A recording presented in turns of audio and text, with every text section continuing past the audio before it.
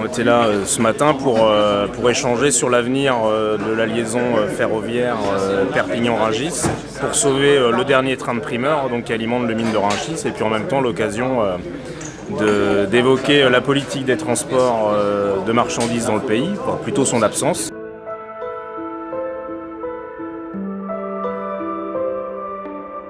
Et donc forcément, s'il n'y a plus les trains, c'est 60 à 80 camions par jour.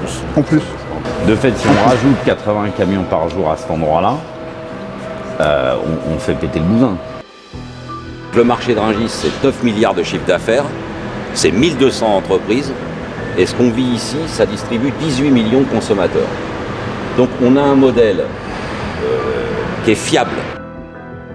Les fonds publics pour le fret SNCF sont impossibles par l'engagement pris par le gouvernement français en 2006 sur l'ouverture anticipée de 6 mois, quand même la libéralisation totale du fret ferroviaire dans le pays était conditionnée à la recapitalisation du fret, et derrière on réinjecte plus rien. 84% des marchandises qui arrivent au Havre repartent par les camions.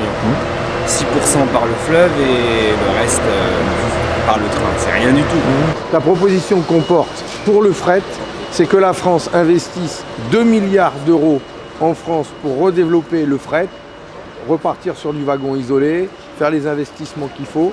On l'a estimé à 2 milliards d'euros.